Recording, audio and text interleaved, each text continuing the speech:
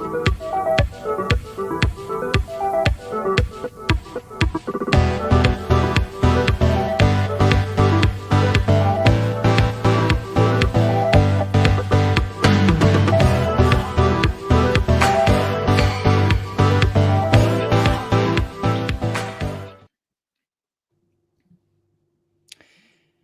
evening and welcome, a little belatedly, to the debut episode of Friday Night Shites, as we reflect on an absolutely dismal trip to Devon's third most vibrant sporting hub yesterday on a Thursday evening. What utter woke nonsense that is to coin a Premier League manager newly in a job. Joining me to dissect a performance that could charitably be described as mentally and physically piss weak, we have Dan Ellard. Evening, Dan. Sam Down. Good evening. And Finn Allen joins us. Hiya. There is word of Aaron Hocking, but as you can see, he's not here, so we decided to start without him. Sam, I'm conscious that most people tuning in will have watched last night's game, be it in the flesh, like you did, or on Sky Sports. But some might not have done, so let's just have a very quick rundown of what went down at St. James's Park. It was a thoroughly one-sided performance, of which Exeter won. They deserved to win. They started the game the better team. We had that one incident from a free kick that was ruled out for offside. A little bit borderline. It certainly came off the Exeter defender, so you could maybe say we got a bit unlucky. But I think you could probably argue that Wiradu was interfering with play anyway when it was initially played forward, before it got to the Exeter defender. So I think, it's one of those, if it had gone to VAR, probably the pertinent issue would have been, was he interfering with play in the first instance, which I think he probably was. So, we maybe got a bit of luck. I can't really have too many complaints about that. And bar that one good moment, Exeter were completely the dominant side. They had a lot of chances, maybe not any big clear-cut chances, but a lot of little chances, a lot of times where the ball whizzed across the face of goal, a lot of times whereby they made, decent medium-range chances that forced Hazard into a save. And you really felt they were knocking on the door. You felt the goal was coming when it did. And sure enough, it did come in a goal that I think genuinely is quite impressive when all three of the centre-backs and the goalkeeper all could and should have done better. But I think that is the case. I think Mitchell goes charging out of position. Galloway loses man, and then Wiradu has a very flawed attempt at winning the tackle to stop it going in. But obviously it all comes in the first place from Hazard skiving it out to the Exeter pressing midfielders. So that was a very poor, very sloppy goal to concede. I think what Tom Cleverley said in his interview is right in one respect of the only bit of the game that gave me any encouragement at all. And then it is clutching at straws because we certainly weren't great by any means. The only bit of the game that gave me any encouragement at all was the kind of 10, 15-minute spell before half-time. We looked an okay team in that spell. We looked like we were pushing them back a bit. We looked like we were trying to keep the ball. One half-decent chance for Peppel was created in that time. But, decent save by Whitworth and goal for Exeter. Came out again after half-time, and it was back to the very worst of it. Exeter were, again, completely the dominant side, really knocking on the door. It became quite end-to-end in the sense that we were, I think, at 1-0 down, we were still very much trying to push forward. We were still trying to move the ball up the pitch, but then that left us quite exposed. We were leaving big gaps, which they exploited. I mean, that second goal is a joke in terms of tracking back. It's an absolute joke. None of the three centre-backs are even in the shot, for goodness sake, as the defenders. The defenders are about 30, 40 yards from goal, and none of the three centre-backs are even in shot. You see Edwards trying to track back. He certainly is absolutely done for pace in a way that's quite worrying. You see Saranola running back, and you see even Ibrahim getting back, but none of the three centre-backs are even in the frame of the camera, which is absolutely maddening. Just real sloppy, terrible defence. And again, I can see why Cleverly, I'm going to come into his post-match comments in the later segment, but I can see why Cleverly was assuming about the defence, because that Sunday league, it's not tracking back. If you come up the pitch, if you've got a high line, you've got to be able to track back, and that was embarrassing, I'm sorry, from all three of our centre-backs to not do so. Yeah, and I'll be honest, I didn't see all of the end of the game because I was we were on the A38 by full time, so yeah, we didn't see all the game. But obviously, I've watched back the extended highlights, and it doesn't look as though, I think we had like one half decent chance in stoppage time when the game was already dead, and that was about it. It was an absolutely appalling performance. I don't think Exeter, not being sour grapes, I don't think Exeter were brilliant, but they were decent. They were up for it. They were very organised, very energetic. They were comfortably the better team on the day. They thoroughly deserved the win. Outplayed Argyle on the pitch. And I hate to say it, outsung Argyle from the stands as well. I think we were comprehensively outsung for that game. I think in the second half, we kind of had a few half-hearted attempts of championship. You'll never sing that, which is all very well and good, but we're sitting 21st in League One, so it feels a little hollow to be singing that, and that notwithstanding, it was a very very quiet away in the second half.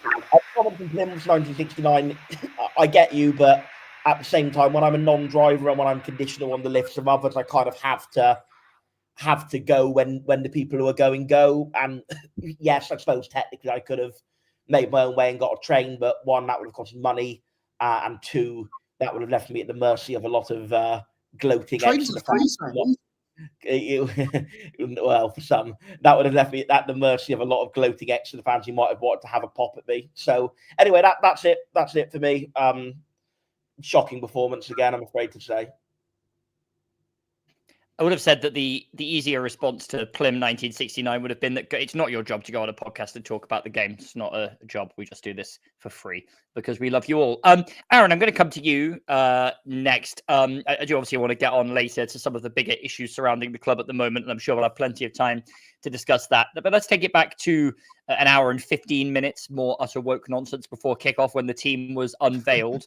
Some surprises in there, but you were actually quite positive in our group chat about the omission of Law McCabe, I believe. And you also suggested that you could perhaps see Bim Peppel having an Arnold Garita where he goes down in history for scoring the winner in a Southwest derby. And I'd say that probably neither of those takes aged particularly well. So, yeah, talk me through your reaction to the lineup at the time that it came out, and then how do you sort of evaluate it in hindsight? Yeah, I mean, you've done me a bit dirty there in the fact that I wasn't a massive fan of the lineup itself, just more the individual decisions I could understand. Oh, it's a good job you have a right of reply then, isn't it? Exactly. In that Law McCabe is, what is he, like 12 years old? Like if I was an Exeter player, he's the first player I would be snapping instantly. You know, a loanee from a bigger club coming down to League One in a derby, I'd be straight through his knee. Maybe that says more about me than it does about anybody else. And then, there was something about... First, Sorry? You'd have to get near him first. Well, there is that. Bim Peppel, yeah. It just feels like every derby of Exeter, there's just a random goal scorer or somebody randomly pops up. So I just thought maybe that was, like you said, John Peppel's Garita moment in which he could write his name in the history books of Plymouth Argyle Football Club. And he may still do that. Just not for scoring in a derby up at St James's Park. So I could understand some of the individual decisions, but the lineup in its whole, it's just baffling. It reminded me slightly of the Bristol City away game under Lord and Saviour Sir Stephen Schumacher, as I believe some people on this pod call him. It just felt like we were just trying to be a bit too clever, but. Bally on the bench, a player who has won Devon derby, scored in the Devon derby, is arguably one of, if not our best attacking threat on his day. I will caveat with that. He's not been excellent this season, but leaving out him, even just deciding to start Wiradoo, the less said about him, the better, I think, from me. Yeah, it was a strange one in that it looked like the team had been very palpably set up to avoid players who have maybe a penchant for a lack of discipline or who are a bit younger or whose heads are likely to go, and put some older, more experienced heads in there. And then he started Wiradou as one of the centre-backs who, with respect, I think is a player who has had some costly moments of head loss so far this season. And so it proved again.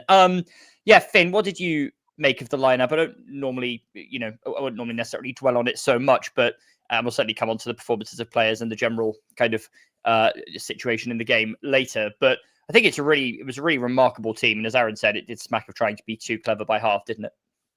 Yeah, just odd. But I suppose in hindsight, when you look how we played the game, probably not odd. It looked like a team probably set up not to lose rather than going to win that game. I mean, we we think that, like, I don't know what was the tactics last night? Punt it long to Pepper and Talai. Was that the game plan? I mean, and the thing that struck me was, like, and we saw glimpses of it last night, even like Ibrahim in tight spaces is amazing. Like when he gets the ball and he takes on a couple of players, he can beat them.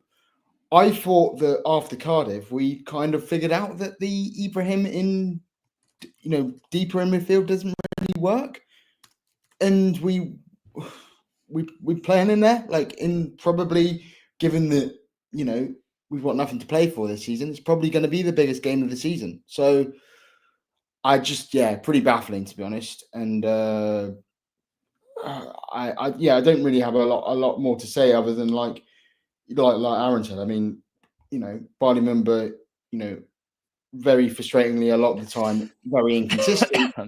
But I mean, he came on for the last 20 minutes and it was arguably the best player all night for us in terms of picking up the ball and driving at players. So well, I'm sure we'll get on to Cleverly later, but for a man who spent most of the week talking this game up, he didn't half shit the bed.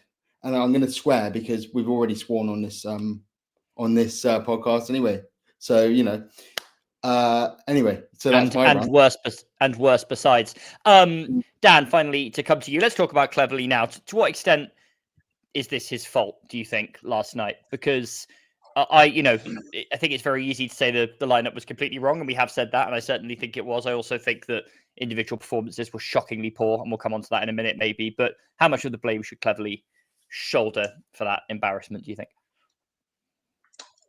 We've had moments this season where we've looked really, really bloody good. And I'm thinking Burton away is the main one of that. That's starting to look like the outlier, sadly. But for that game, we played a similar system to last night. However, the midfield shape was Law McCabe sitting and allowing the two centre mids, I think it was Boateng and Ibrahim, wasn't it, to push higher up. And when they did that, they were able to really push on and link with the front two and link with the wing backs high up. And we had presence in attack. We had numbers in attack. The problem last night is that Boateng and Ibrahim were playing behind Patterson, and therefore, to try and protect the back three, they've got to sit. And they can't go forward. They can't link with the strikers. Wing backs were penned back as well. Our ball movement was terrible. But that midfield shape is not allowing Boateng and Ibrahim to really drive forward and use their energy and use their pace to get in the faces of the opposition and press high up and win the ball high up and get the ball in good areas as well. So I don't know why Cleverly has switched from that system. I think he started it against Wigan and one kind of slightly dodgy performance, and then he goes, oh no, I'm going to change the midfield shape again. And this is a wider point about Cleverly. How many different systems and styles and formations have we tried already? We're 13 games into the season, and he seems to have tried like 1 million formations already. And that to me screams like, sadly, he doesn't know what he's doing. I hope it's just trying out different things, and then when something clicks, it will go, and then it will work, and then we'll pick up. But I'm really, really struggling to see that right now. So, yeah, sadly, I do think last night was a lot on Cleverly in isolation. But to make a wider point, we've gone 1-0 down in 7 league games this season. We have lost all 7 of them. Now, if that doesn't say a lack of character from the players, but also a lack of tactical ability, an ability to change games. With respect, our bench is poor. We've had injuries. We don't have many game changers off the bench. That's probably a factor as well. But the ability to change games, turn games around, score late goals, it's not there. You know, we all know about what it was like under John Sheridan when we go 1-0 down and basically that was it. We'd lose the game. But the flip side of that was, the good thing was, when we went 1-0 up, 8 times out of 10, we'd win the game. And what have we done in our last 2 home games? Gone 1-0 up and only got 1 point out of them. So it's really struggling to find any positives at the minute, to be honest. And whilst we'll get on to, as you say, we'll get on to many other issues throughout the pod tonight, it's difficult to say. You can't absolve Cleverley of the blame at all. Just to quickly jump in, Dan, actually, we didn't even start that formation in the Wigan home game. Because remember, Wigan was the game when Tegan Finn played in behind. So that was very much like, it wasn't the 2-8s in the same way as it was at Burton. Ah, yes, because it was dictated by Ibrahim's suspension, wasn't it? Yes, so of course. I think what you're actually thinking is it was Wimbledon's the game we started with that. But then we subbed off McCabe, I think, at 1-1. Or like maybe like just after going. And he put Boateng in. Yeah, put Boateng as the holding midfielder. Which I'm sorry, you've got to be better on the ball. That Boateng in his best role is very effective, but he's not good enough on the ball to play that sitting. So it was Wimbledon. So it wasn't even Wigan. It was Wimbledon that we started with, going back to that formation, the one that worked so well. So it worked so well, and in the 3 games since, we've only started with that same shape again in one of that 3. And when we had a slight setback, incidentally against a team who are about 4th in the league, we abandoned it entirely after one slight setback against a team doing very well. So you say that, he might go back to it again next week. This is it. It just seems to chop and change personnel, systems. It's just, and I get it because we're not winning enough games. We're losing more than we win. So you kind of, you shift things around. We've had injuries. I get it. But it smacks to me as someone that doesn't really have a set couple of plans in terms of, this formation, perhaps this formation in certain scenarios. It just seems like I'm going to try this and try this and try this until something works. And right now, due to a number of reasons, things aren't working. So the question, I suppose, then is Cleverley getting the most out of this team? And I think he is underachieving with this group of players, but not massively, which we'll get onto, I'm sure, later on. I'm sorry if I'm taking a point off Sam here, but like, Don't be. We have been good at times this season, and but the times when we've been good is when we've gone at teams, and Cleverley after the game yesterday said we need to look at the defense. We need to look at that first and foremost. I mean, we're not even creating chances at the moment, so I'm fairly sure that to me, last night looked pretty defensive. We didn't look like we like I said, we didn't look like a team that went there to win. So it really does strike me as somebody who is clutching at straws, to be honest with you. And I don't want to say that. I want him to succeed, but I mean, holy moly, we got another game on Tuesday. It's a pretty quick turnaround, isn't it?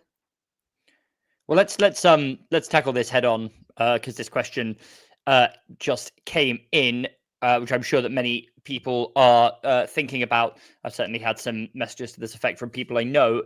Sam, if we lose to Mansfield on Tuesday, will TC be in danger? We waited far too long with Rooney and that cost our survival. I guess I'll sort of extend this into 2 questions for you. Will he be in danger, and should he be in danger? Because I think those are different things. I think he absolutely should be in danger if we lose to Mansfield on Tuesday. Without a shadow of a doubt, I think on paper he seemed quite a good appointment, but you can't judge on paper. So if somebody looks bad on paper and they come in and do very well, we don't judge them negatively based on the fact they looked a bad appointment or a bad signing. We say fair play, they were better than expected. And I'm sorry, I think this is the reverse scenario. This is someone who looked quite good on paper and who's done pretty terribly since he's come to the football club. quite frankly. I do think he is quite substantially underachieving with this group of players. I know that people will say, well, hang on a minute, Sam, you said it was one of the worst squads ever earlier in the season. But yeah, that was when we had a lot of injuries. That was before we... Hang on a minute, Sam. Sam, hang on a minute. You said it was one of the worst squads ever earlier in the season. Oh, please do never take up comedy, John. Anyway, very good. Since then, I will continue. We brought in Alex Mitchell, who was the promotion winner last season and a near promotion winner with Lincoln. We brought in Matthias Ross, who had championship interest. Connor Hadley, who we know on his day what a very good keeper he can be, has come back from injury. We've also signed Lorne McCabe, who I'm going to come on to in a minute. I think I'm sorry, Aaron, I completely disagree with you on the subject of McCabe, where we should have started. And most importantly of all, we brought in Lauren Tolai, who is, I think, one of the best strikers in the league, without a shadow of a doubt. So the squad is not that bad. Don't get me wrong, it's not a great squad, but it's not a bad squad for League One. This is a squad that should be, at least in my eyes, capable of mid-table. And let's not forget, this isn't really early days anymore. It kind of is, but it also is. In 2 games' time, we'd have played one third of the season. Correct. So we're already about 27-ish% of the way through the season, more than a quarter. So we're not talking like really early days anymore. He is averaging a point a game, which would be relegation form over a season. He's doing very badly. I don't think there's any sugarcoating that for me. I think it's very badly that he's doing. With a mid-table squad, he's producing form that will... Well, 46 points was the tally we got last season in the championship, for goodness sake. So we're sleepwalking towards relegation, the way it's looking. Got on to Lorne McCabe very specifically, because I kind of get what Aaron's saying, that he's the one who they might think, Sam, let's just hold it on McCabe, because I think we should come on to individual players in a minute. I do want to stick with the question for now, if that's okay. Sure. So I think that I won't go specifically for now, then. Come back to me on him later. But I do think that not selecting McCabe is part of why I'm so annoyed with his selection. So in terms of should he be in threat if we lose on Tuesday, absolutely yes. I would argue he probably should be at threat now, if I'm honest. I'm not saying I wouldn't necessarily sack him now, but I'd be saying to him I want to see a substantial improvement over the next game or two, or it's bye-bye. It's probably what I would be saying to him if I were the CEO or the director of football. Not that we have one. So that's kind of where I'm at with it. In terms of should he be in danger, I think... Sorry, that's what I said. Should he be in danger? In terms of will he be in danger? No, I think... I could be wrong, but I think with this board of directors and then this chairman, this owner, admittedly a different CEO, this club hierarchy generally like to give people a chance. I think they sacked Foster about 2 or 3 games after they should have done. I think they sacked Rooney probably 4 or 5 games after they should have done. Arguably, should never have appointed either of them in the first place, but that's another matter. Once you have appointed them, you've got to give them a chance. But, both of them were sacked too late rather than too early. And I think with Cleverly, it might get to that point again where it got to with Foster and with Rooney, whereby we all know it's not going to work, and it's all a question of hanging on until we all know it's coming, and it's delayed by a month or 2 before it does. I will finish this particular point by saying that I do think he is an incredibly hard worker. I do think he is, by all accounts, an absolutely lovely person. He gets the city, he gets the club, he cares about the club. But all of that is very secondary at best if you aren't winning games on the pitch. And he's not. He's doing very poorly indeed. So would I sack him now? No, I wouldn't. I think he deserves a bit more time to turn it around. But do I think he's doing very poorly? I'm afraid I do think that. Do I think that he is in a position where his job should be at threat if we don't see big improvement? I'm afraid, sadly, yes, I am. Bartley seems to disagree with Sam here. Can't keep going through managers like this, question mark. Does anyone want to argue against Sam's proposition here? Yeah, I suppose the only thing I would say is, Sam, you say that this hierarchy gives managers too much time, but we've changed everybody. We've changed CEO, we've changed leadership model, we've changed our recruitment style, we've changed our whole recruitment team, we've changed members of the analytics team. I even tweeted it last night. Changed head coaches, changed the tactics, the style, the system, the backroom staff, the goalkeeper coach, the whole squad. You say that we maybe fired those managers too late, which we did, but it's not because of who was firing them. I'm so torn. I'm so torn because I agree that we've been going through the last few a bit too fast, but they weren't the right appointments. But then it's like, okay, we get rid of Cleverly. Do I trust the club to get the next appointment right? No. Do I trust? Do I trust the recruitment team to get the right players in for the next manager who will have a different style, because that seems to be what we do. Sorry, Aaron. What is Tom Cleverley's style? I don't know. That's what I'm saying. I don't know. But it's also like, we discussed like lack of options, like you already said, like playing Mitchell last night, and saying he had no other option. He asked for a small squad. So I'm really torn as to like whether we give him time and we just go, oh well, it is what it is. If we go down, like, who really cares at the end of the day? There are better things in life than football, and we should get over it. It's not our money. We should, just appreciate the good times we've had and just see where we end up. And then the other half of me is like absolutely raging, and it's being like, fire him now, get him out of our club, whatever. But then I just don't know where that leaves us. That just puts us back to square one, in which we hire somebody else, somebody young and progressive. It won't be an experienced head. It will be somebody else, along similar lines that we've already hired. Because statistical data tells us they're going to be a good appointment, and we'll just be back to square one. So what's the difference apart from just paying Cleverly off and having less money to spend again? On statistical data, I just really, really want to mention, because I don't think it's been mentioned enough, even since he's come in, that at Watford, he did you could say, an amicable job given the circumstances at that club. Then again, I still think it's pretty bang average. Besides that, second half of last season, they were bottom of the form table. They finished bottom of the table second half of last season. That's worse than us. That's worse than everybody in the league. I mean, obviously that's, by the by, because it's 24 teams in the league and they finished bottom. However, that suggests he's got a problem with addressing negative momentum, and he doesn't know how to change it. And unfortunately, okay, yes, you could say he's only had 2 jobs, but there's no other evidence to say otherwise that he'll turn it around.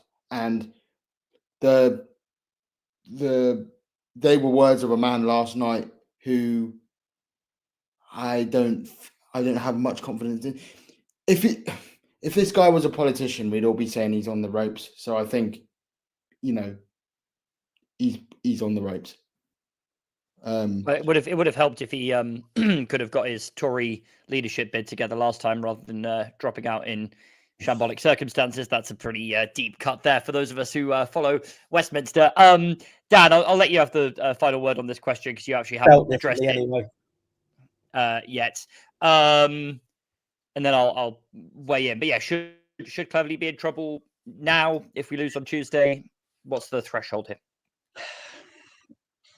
I'm probably more towards the kind of Aaron way of thinking on this, just because I don't think that I trust Argyle to get the appointment right of whoever we replace him with. And as I said earlier in the piece, I don't think that this squad is that good at all. There are individual players within it, as Sam pointed out, who are, in theory, top-end League One players. But the squad is incredibly unbalanced. Take Talai out of the front line, and it is woeful. It's non-league standard, as far as I hate to say it. And there are a lot of areas where, we really need experience in midfield. Cleverly, was it David Fox that said we need experience in midfield? Or Cleverly said it? And then we went out and signed Paul McCabe.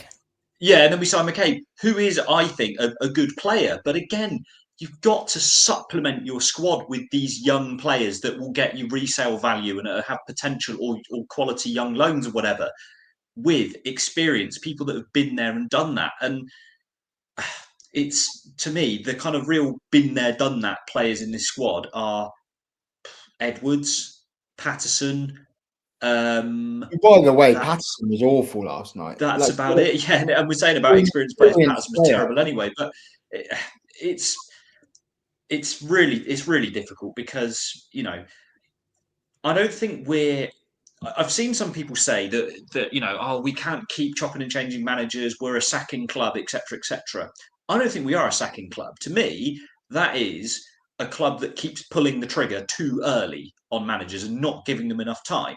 As the guys have pointed out, we gave Foster, almost didn't sack him soon enough, just stayed up. Rooney, we gave him way too long. So this would be, I agree with Sam, it would be it would feel early if we sacked him now. So that would be a kind of change and a change in that respect. But yeah, I think we're more a shouldn't have appointed them in the first place club in a lot of respects. And that, it's really difficult. It's really, really difficult. I think the difference, though, Dan, the difference between those the two that you mentioned, Foster and Rooney, right, is that internally we were hearing so many rumours about, like, I won't mention the Rooney ones, but things that were going on, and like the Foster ones being so authoritarian that, like, that FA school of like banning ketchup, that sort of like, and nobody wanting to put to work. It feels completely different under Cleverley, in the fact that like everything we hear is actually from the like just fans being pissed off rather than players. So like there is something there that makes me think he could turn it around by galvanizing the group, but like Finn's already said, I just don't know if that's going to happen. Like I just don't feel like he has that personality to like if you can't get a group of players up for the biggest game of the season, the Devon derby up the road, against a team with the second lowest budget in the league, whilst we apparently have a top six, if you can't get them up for a fight for that, like forget tactic, style, system, whatever, if you can't get a group of players just up for that game, then are you ever going to get them? Well, that was that's why, a good concern. And that's why Ryan Lowe did not take us up to League One and then have us top of League One when he got poached. That's what I'm saying. Can Cleverley do that? Well, let me just come in here quickly. Abandoning my role as host. Richie23 asks, what are the positives for keeping TC? I just can't see any at all, and I think we need to part ways. I guess it falls to me once again to make the slightly more positive case, although I'm playing devil's advocate a little bit here because I am running out of patience. But I think, the points that one could make are as follows. There's serious mitigation in terms of not only the squad, but the kind of general, lack of structure and organization at the club at the moment. People are missing from key roles.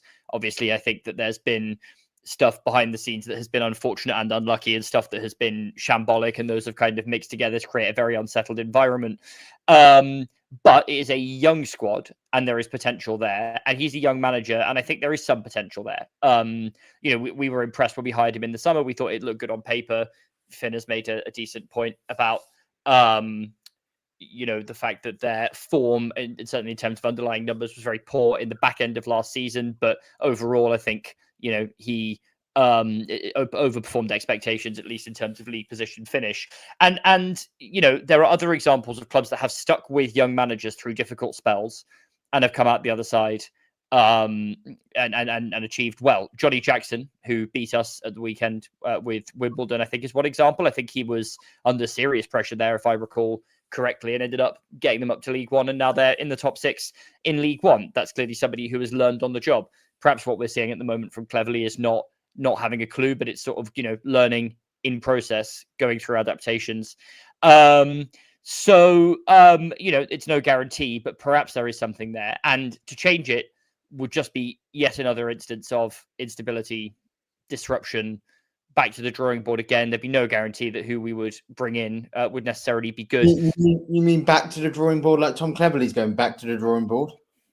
No, very much more significantly back to the drawing board, in the sense that he will not be drawing on the board at all, and someone else will be doing the drawing, and we don't know who that will be.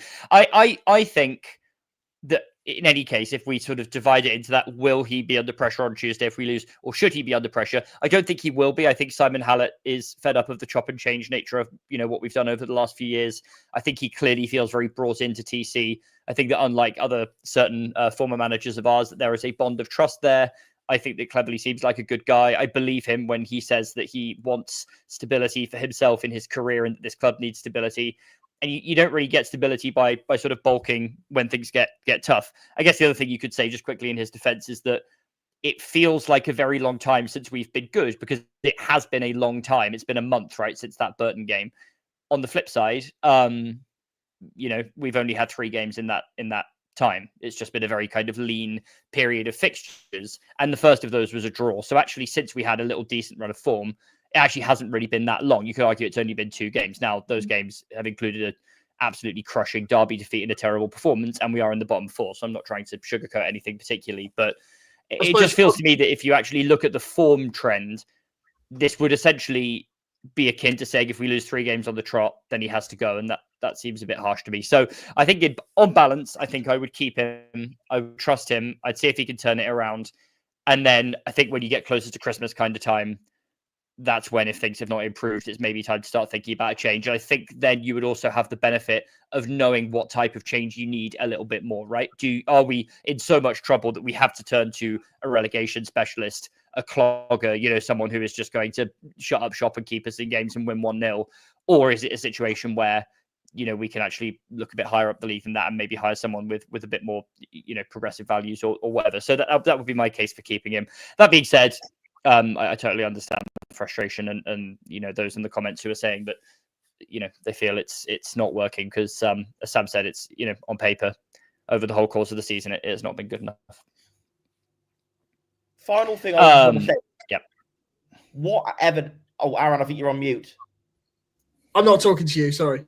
Oh well, it's very unprofessional, isn't it? Very. I'm sorry. I wasn't trying to score points. I genuinely thought you were talking to us. Anyway, where was I before that little interlude? Yeah, the final thing I want to say on Cleverly is I don't actually think there's much evidence he's actually any good, to be honest. I mean, that's what I was saying. Like, you got the Watford. Watford.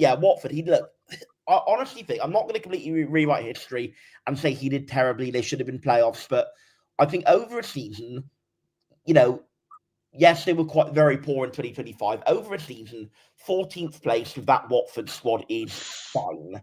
It's not great. It's probably about where they should be, give or take, 14th for that Watford squad. But then, well, the smart Sam, the smart money was on them to go down at the beginning of last season. No, being serious. There were, for all that they're sometimes referenced a little jokingly on this podcast, there were serious lower league pundits who said they would finish bottom of the league. Yeah, sure, but I don't think that was really the majority view. I think generally, if you look at you've got to take into consideration the turmoil of their board, in which they are a bit mental. Yeah, okay. So maybe you could say that he slightly overperformed. He didn't hugely overperform. They were about where you would expect them to be. Maybe a little better. So he did fine. He didn't do brilliantly. And obviously he's come to Argyle, and I think so far he's done very poorly. And I think my initial optimism was that, with the kind of old Argyle dilemma, do we go for an Argyle edgy, hipster appointment, or do we go for a tried and tested? Do we go, do we try and poach someone in the realm of a Darren Moore, Grant McCann, Paul Cook, someone like that? Or do we go for the edgy hipster, Jack Wilshere, Brian Barry Murphy, somebody who was a very high risk, high downside? And I think in Cleverly, the idea was we were trying to triangulate and we were trying to go for the best of both. We were trying to go for somebody who had a bit of experience, but experience of doing fairly well and also had a higher upside. And I think genuinely the best possible way of interpreting it is that we were trying to triangulate between an edgy Argyle good appointment and a more conventional good appointment. But in a way, we've almost got the worst of both worlds. We've got no evidence he's actually good, and he's also not really hitting that upside. So I am very, very concerned. And I think that the Watford reasonable job that he did can only get him so much credit. He talks a good game, and he talks about being able to play out from the back and play an attractive style and getting the basics, non-negotiables. He's certainly in the media. It's 10 times better than Foster or Rooney, without a shadow of a doubt. Foster, in the sense that he would be miserable and passive aggressive. Rooney wasn't miserable and passive aggressive at all, but he. Sam, I don't know. I think you've been used to a lot slicker media performers around here in recent times. Yeah, very good. But Rooney, in the sense that he was very lethargic looking, he didn't look like he wanted to be there. You're just very, lacking in charisma, lacking in any positive energy. I think Cleverly is absolutely streets ahead of Foster and Rooney in that media handling regard, which I think is why it's bought him a bit of time up to now. But as I said at the start of the show, that media handling can only buy him so much credit. The Watford job can only buy him so much credit. When you're getting a mid-table squad into the relegation zone going into November, as we are, shortly to be, then that is of great concern, I think. And by the way, can I just say, right, on the media handling, it hasn't all been great at all. I mean, he said some really, was open. Yeah, he said some really silly things, particularly around the signing of the number 9. I mean, that was handled awfully by everybody at the club. But yeah, I mean, let's not pretend it's great. And the other thing I wanted to add on Cleverly, and I know this can be overstated, but I found myself last night being a bit Roy Keane. It's just someone snap somebody. So it's a derby game. Please just, honestly, if we're not going to show any attacking intent or anything like that, someone put in challenging. Do you know what I mean? That's where I felt, and that's how desperate I am. It's if he was on the sideline, sorry if I'm going back on myself, but would you feel inspired by his charisma and what he's saying at the moment? A bit, particularly when I think, am I right in saying he gave a quote to the press last night that basically suggested that we are outputting the same attacking numbers as when we had Whittaker and Azaz and people like that, but we don't have the same quality. He did say almost exactly that. Yeah. So whilst that's true, that's not exactly sending great messages to your players, isn't it? No, true. But I suppose having better media handling than Foster and Rooney isn't an extraordinarily high bar. But I do take your point that it's not perfect. I think we have better media handling than them. Well, based on some of the comments you made at the top of the podcast earlier, I'm not sure that I would agree. I do want to move on from this conversation. What I will say, I think, is that I have a slightly different view. I also think that Exeter won last night. They were level on points with us, correct? And then they went 13th in the table, I believe, by winning. Exeter won last night. Who were they playing? Yeah, it's insanely tight, and so I'm not necessarily putting too much panic in the league position. It is a ridiculous table this year and incredibly tight. But if Cleverly is going to prove those of us who think he has something correct, he needs to. We need to go on one of those runs like we had earlier in the season. Then we need to keep it going because it's getting a little bit hairy down there. I really profoundly believe personally that whatever the rights and wrongs of the tactics and the system, there was no excuse for the players' performance last night. The lack of energy, the lack of effort, in my opinion, the weakness, players who were brought into the side, I think specifically to stand up and be strong, were weak. Experienced players made mistakes. And in that vein, I'm going to show this comment from David Searle, who says there's been a clamour for Hazard, obviously during that period when he was out injured and we had Ashby Hammond at the beginning of the season. He's made mistakes in the last 2, and I think Sam and others might argue it's actually the last 3 that he's made mistakes in, because the Wigan goal, I have seen some blame going around for that one as well. Ring rusty or just poor? Does anyone want to take that? Don't all jump in at once. Yeah, I'll go for it. Look, we know that Hazard on his day, again, it's that on his day kind of quote, isn't it? But on his day, he is a capable championship goalkeeper, never mind League One. And he, at times in the 2 years before, did a very serviceable job for us in the championship. So I like to think it would just be ring rusty, and that's why I'm still keen to persist with him in goal. Because we desperately need some stability. We can't keep chopping and changing in goal, for goodness sake, never mind the rest of the pitch. But we know he can perform at that level. With respect, Ashby Hammond hasn't had the number of games and performed at that level before, to my knowledge. So, yeah, it's not been good enough from Connor. Without a shadow of a doubt, his performances have been pretty awful, especially the last 2 games. But we know there is more in there. And I like to think that with that run of games, he'll just build up that confidence. We know he's a very good shot stopper. That's never really been an issue.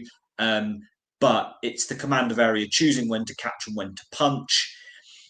He just needs to build that up back again. And then I will feel more confident about him. But it is symbolic of our struggles, is the fact that he doesn't seem to trust the back three, and the back three don't seem to trust him, as shown by the most Sunday League goal you'll ever see us concede being their first goal last night. Goal kick, big man flick on, run in behind, panic in the defence, they roll it into an empty net. I mean, that's the most, just pure Sunday League. And that is, frankly, an embarrassing goal to concede. So the whole defence need to just look at themselves on that and just say that is nowhere near good enough. I think Can I point Hazard, out? like I say, with time, I think he'll come good.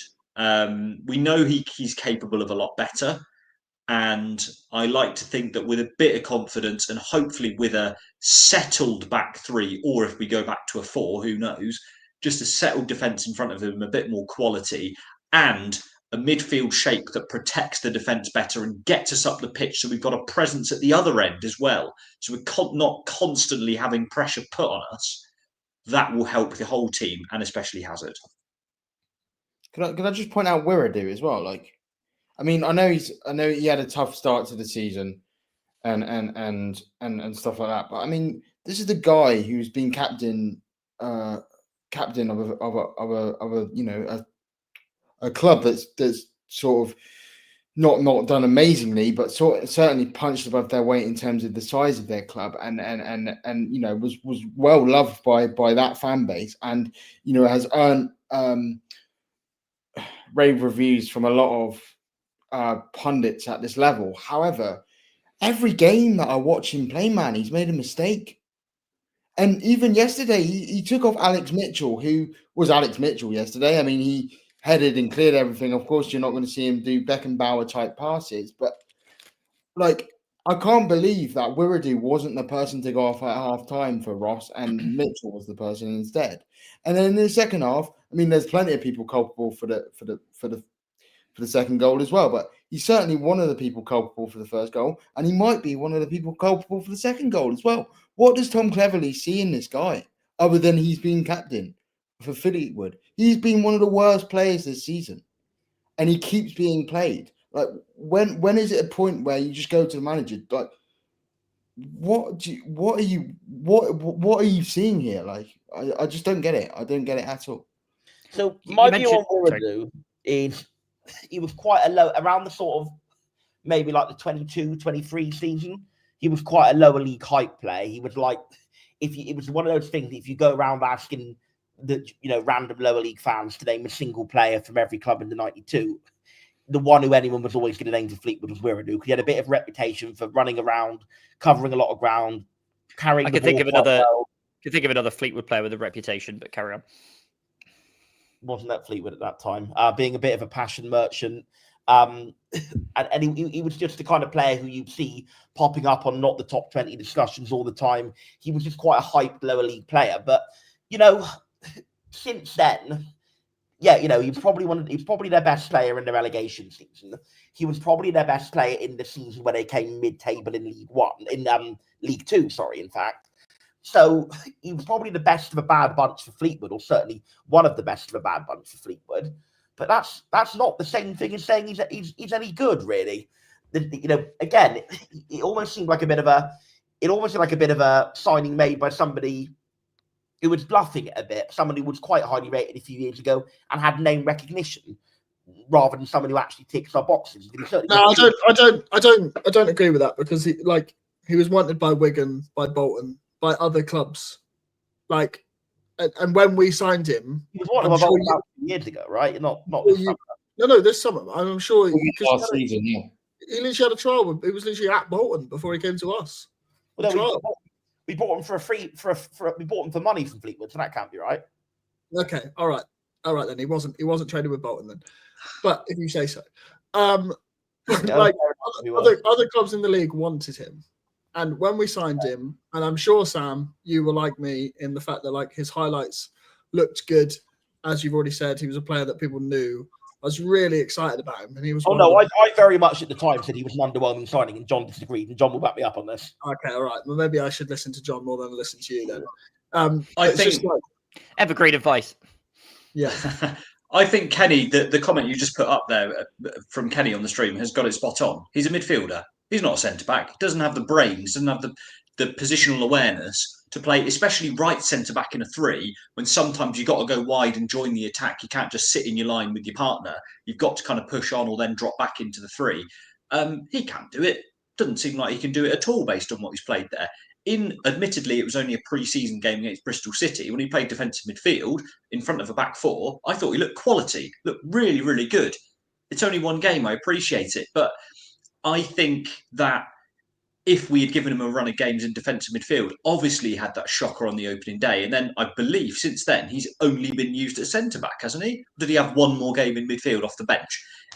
Just, again, another example of someone not being put in a set position, just being chucked around all over the place. But to me, definitely more of a midfielder than a centre-back.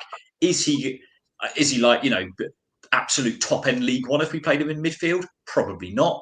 But I think it'd be a lot better, certainly, given, as Finn said, the number of mistakes he's made. A little bit further away from our own goal might be quite a good thing. Yeah, as much as I am sceptical of the signing, as I just mentioned, I do agree he'd be better as a CM. But I think probably his big strength is carrying, if any, is carrying the ball forward, driving forward with the ball. And I Which, by the way, he didn't want to do last night. No. He took about 5 minutes from the ball every time he had it. Well, so did all the rest of the centre-backs, but that was a part of the problem. I think no one was shown for the ball in midfield, which didn't help, but none of them wanted to progress the ball. Yeah, I want to talk about the midfield in a minute, but before I do, I wanted to show this comment from Zach Brown from earlier. Just don't understand why we played Mitchell. It's obvious his head is elsewhere. Say we didn't have anyone else to cover is just pure nonsense from Tom. I don't want to speculate about Mitchell's personal issues. Obviously, Cleverly has said that he has some family stuff going on right now, and obviously we wish him all the best with whatever that is, and don't wish to speculate or pry. But I completely agree there, John, but I feel like that would have been something where Cleverly would have said, "Are you ready? Are you up for it?" He would have said yes, and then Cleverly's just protecting him afterwards. So I've got no issue with that. Sure, but to say that he had no one else, Matthias Ross was on the bench. I'd say he's been our best defender this season. No, yeah, that it just seems a very baffling thing to say. Really gave me an aneurysm. Like, what message does that send to Matthias Ross? That Alex Mitchell, whatever it is, again, we're not speculating, he's clearly going through something very testing times for him, and Cleverly basically said, "Well, we had to play him because there's no one else who could play." Well, Matthias Ross could play. Yes, he had a poor game against Wimbledon, but in all the games up to that, he was good. And he's probably been our best centre-back over the course of the season. And what message does that send to Matthias Ross to basically say, you've done so badly, we're going to play a player who's going through some awful stuff ahead of you? It's baffling, absolutely baffling.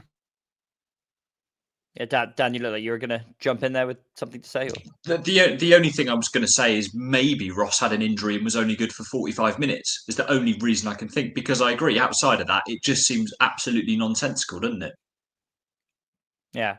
I said I wanted to mention the midfield because something that was very obvious to me last night, especially in the first half, is when we had the ball and we were sort of knocking it around in possession at the back, we very clearly wanted to play some short passes into the midfield. And Boateng was coming short. And then there was no one else, and he was being marked, and so we were just having to go from side to side. And I don't know if that's a tactical thing or a thing about Bradley Ibrahim not quite sort of knowing exactly what his job is. Sam, I want to come to you on this because I feel like you've had strong opinions about Ibrahim, both good and bad, in a sort of topsy-turvy way throughout the season. What is the deal with him? Because he is, so good on occasion. Sometimes he plays a bit deeper and sat. Sometimes he plays forward. Last night, it seemed like he was doing neither, really. It just seems a bit of a strange, like we don't really quite know his best role. Yeah. Having gone from very negative about him in August to very positive about him after our September good run, I'm not going to swing completely back the other way. He is still he's now just turned 21. He had his birthday a few days ago. But obviously he's been 20 most of the season, literally just turned 21.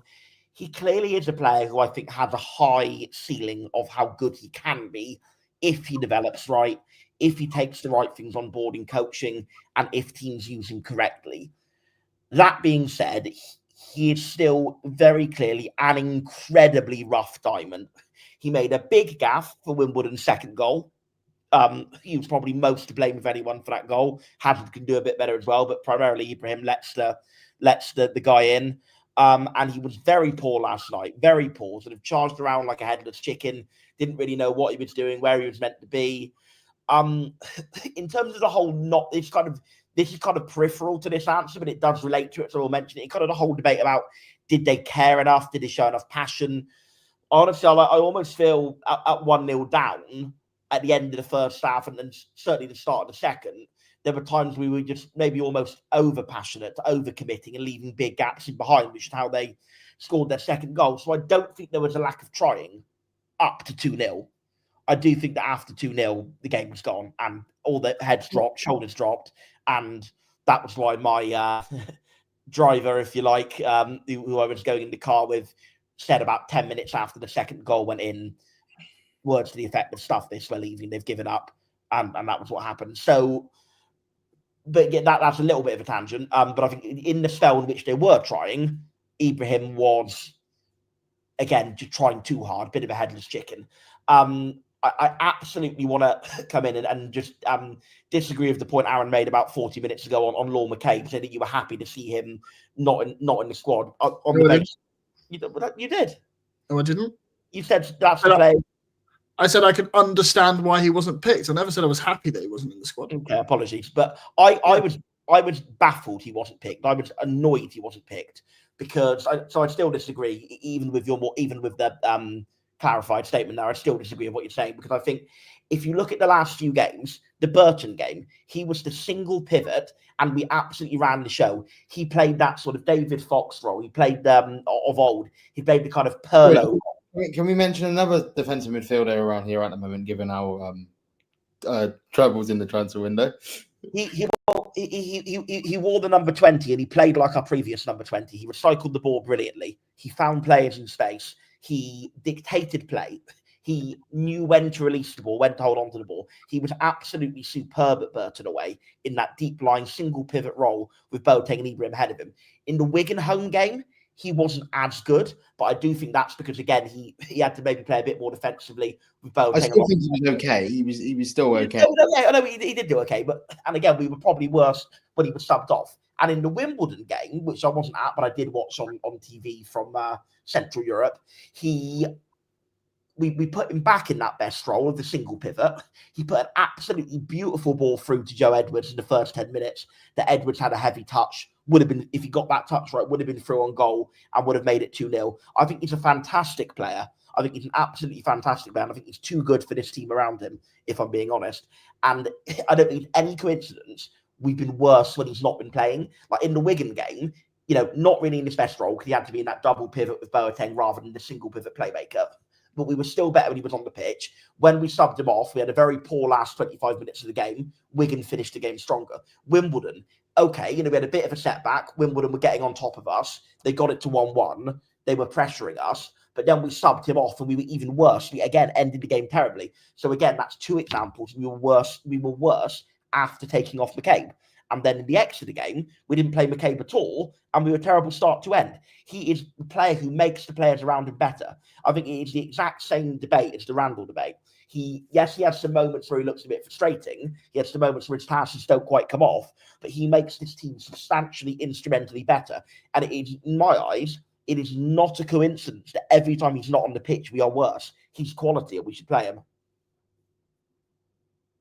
I think even if you think it's a big occasion for a young guy who's right at the start of his career and you don't start him, not having him on the bench is insane, right? I mean, it's just completely and utterly insane. He's a different type of player to all of the other midfielders we have. He is a metronomic, calming presence. Can you not imagine any situation in which you might want to throw a player like that into the game? Even if it's because we're tuning up and we're playing brilliantly and you just want to bring someone on to keep things ticking over as fresh legs. I cannot understand why you would not give yourself the option, which it brings me to the bench, actually. And I don't know if anyone wants to come in on this, but it seems very random which players get in the squad and which don't from week to week. I mean, Owen Dale, I think, has been left out of the squad a couple of times recently. Cleverly says in his pre-match press conference, it's difficult because we signed him to be a wide player, but we don't have any wide players available at the moment. So we're having to play a system that doesn't really suit him. And he can't play wing back because we've got competition for places there. And yet he's on the bench last night and comes on and doesn't really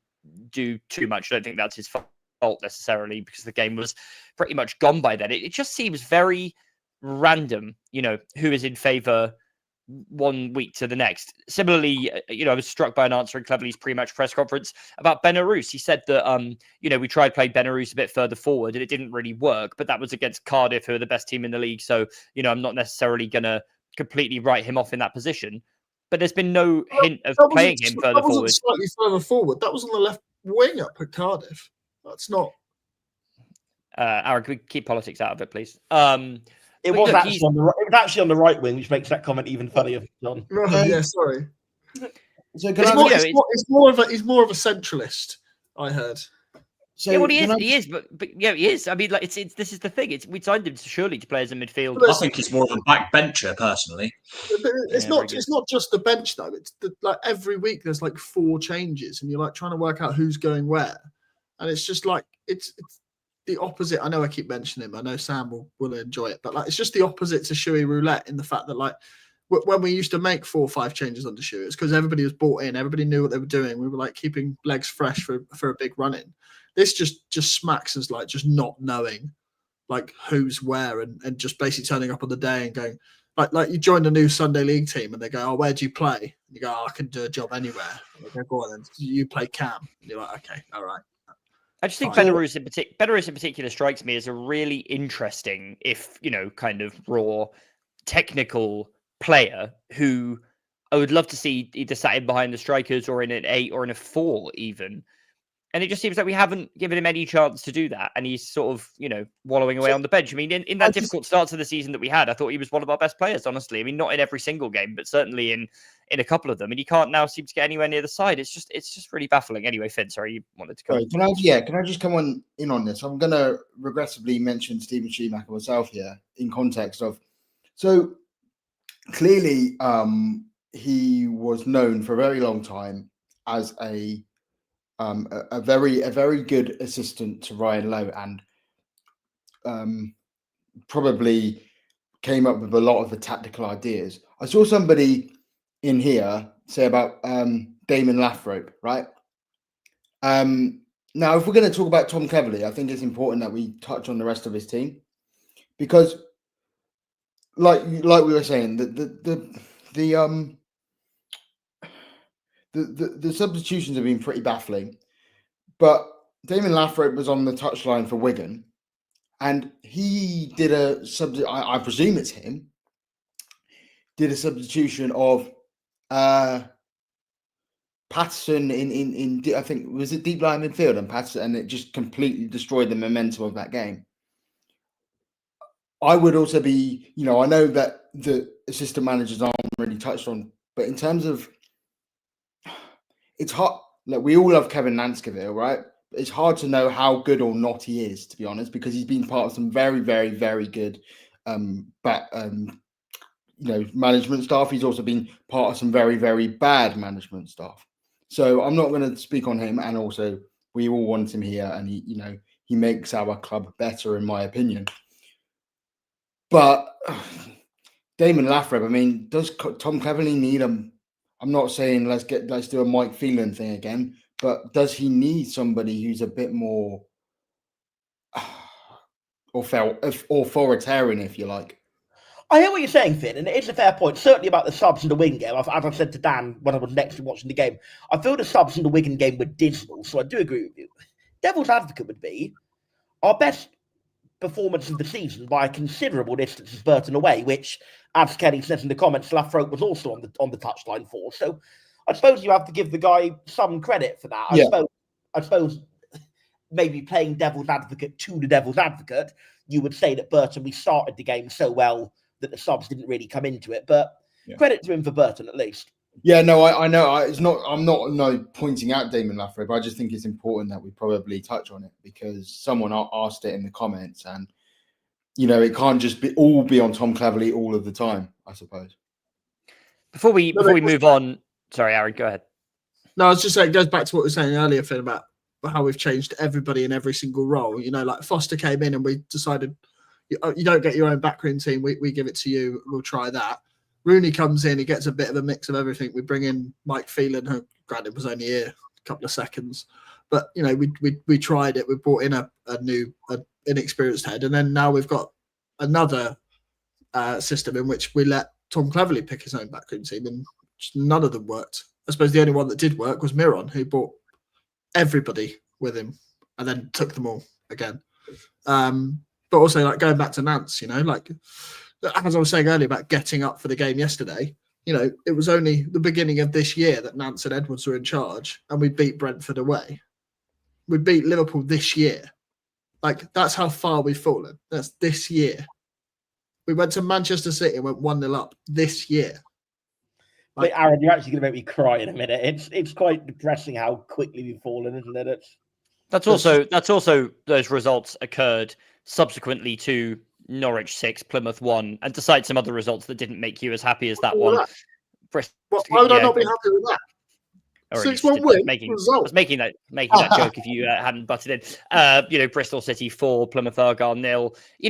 Things go up and down, and I don't want to completely, write off the idea that we're going to have, hopefully, please, some happy days around the corner. I want to quickly ask if anyone wants to sort of weigh in on anyone from the top end of the pitch from yesterday, just because that's the one area of the team we haven't really covered. I think Bim Pepple seems like a lovely bloke. I thought his performance yesterday was largely abject, and I'm struggling to see what he brings to this team, if I'm being honest. But I think Sam has a bit of a different view on this one, I think, on the day. On the day, irrespective of their past, what they've done with the club and how good they are, purely on the day, he was the better of the two strikers.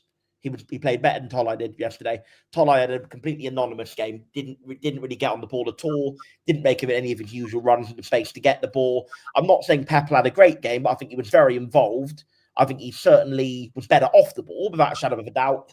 On the ball, he had a couple. He probably came close to scoring, to be fair. He had that one first half, I think it was the header that Whitworth saved. I'm not saying he was brilliant by any means, but I do feel that it is maybe easy for him to be a bit of a scapegoat. I certainly think he's done, he doesn't look like he's been a good signing so far, and I don't think he will be a good signing. But I actually thought that he pressed quite well yesterday. He had a couple of decent 1-2s. He did also have a couple of moments where his touch was very heavy, and that ended play. But I honestly think if you bought somebody who'd been in an underground bunker for 5 years, but was previously a football scout, and you showed them that game without any context to the players, they'd be saying Pepple did a lot better than Tolai yesterday. A lot better. I thought he had a couple of nice passages of play. A couple of times he bullied his way down the left-hand side. He put one sort of decent ball into the box, if I recall. There were other movements where we were playing the ball forward and he sort of interjected himself in the move and slowed it right down and passed it backwards, which drove me absolutely spare. I thought he was incredibly weak, for someone who's a big guy, you'd expect it. And I assume that was why he was brought in, was to sort of offer a bit of But then we're talking about all these moments. We can't even mention these moments of Tolai because he did nothing off the ball. Yeah, no, true. I thought Tolai... And he's, don't get me wrong, Tolai's been excellent for us. I'm not writing him off on one game, but in that one game yesterday, Tolai was absolutely dreadful. And that's not to say he's dreadful full stop. He's a brilliant player. Absolutely fantastic player. Probably one of the best strikers in the league. And in genuinely every other game for us, bar yesterday, even the games which he's not scored, he's been pretty good. But yesterday was awful. For me, I felt that he was starved for service, and the positions he took up, while not served in them, he looked more dangerous than Pepple did. But we could agree to disagree on that. Any other reflections on any of the attacking players? Just, it's a kind of point Sam made already, but Pepple certainly, and moving slightly back further down the pitch, Boateng as well. Something that various players have been guilty of this season, and it just shows an astonishing lack of awareness. Or maybe they're being told to do this when they're coached. They get the ball played into feet, back to goal, and there's no one pinning, there's no one behind them. They've got space to turn out and drive, and they don't turn out, and they just play it back. They do a lovely little wall ball, like they're doing a flipping high rocks or something, and they just play it back to the centre-back. Turn out, for goodness sake.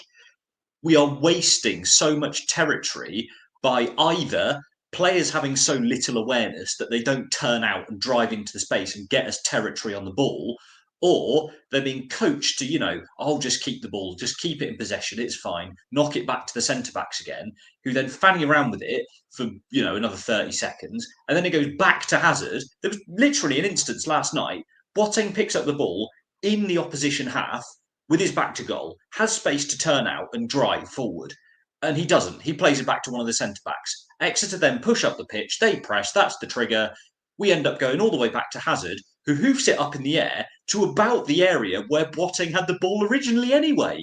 It's dreadful play. And like I say, maybe it's just the tactics that they're being told to do, but how little awareness do you have to not know when you've got space space behind you to just turn out and drive?